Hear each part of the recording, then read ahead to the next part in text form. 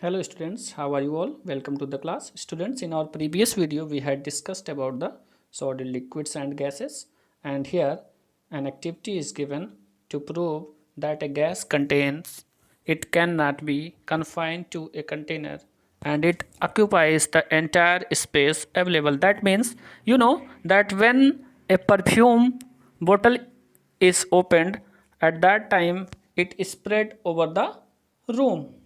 Same here, you will find that the vapor is spread out in all available spaces. Here in this experiment you will find it.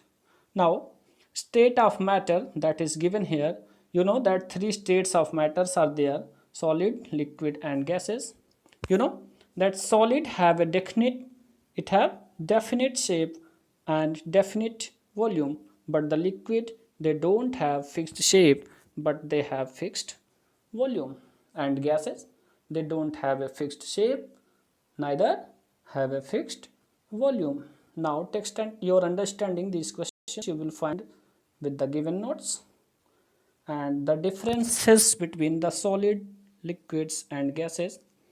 Students, the difference between the states of matter that can be explained on the basis of interparticular space. So you know that in solid there is less interparticular space, so attraction is maximum, and this this force of attraction, that is called the interparticle force.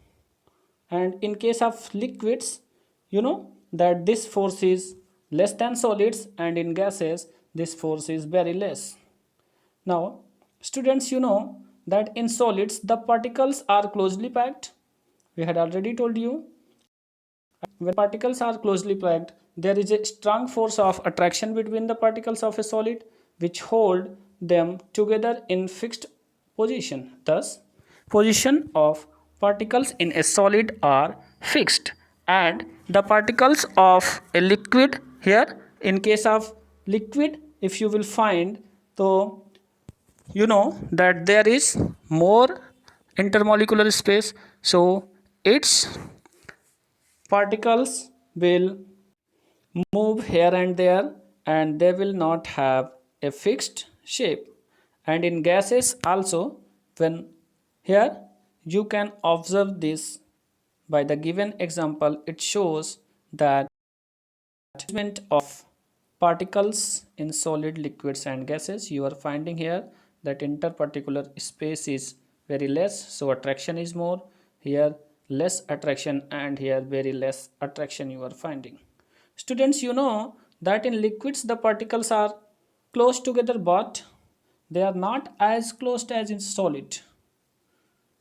So they are fluids and they have nature of fluidity, and they can compress also. So a liquid can be compressed because there is more interparticular space, and in case of gas the particles are much farther apart from one another as compared to solids and liquids. So the space between the particles of a gas are very large, and due to this more space the force of attraction between particles of gas is negligible. And you know that gases can be compressed very much, and the position of particle of gases as well as the space between the particles of a gas, that are not fixed, and the particles of a gas have the maximum movement because less intermolecular there is less intermolecular force. Okay, due to this the gases have the most disorder arrangement of particles, and the particles of gas move with high speed in all the directions, and it is more compressible, and it compressed easily.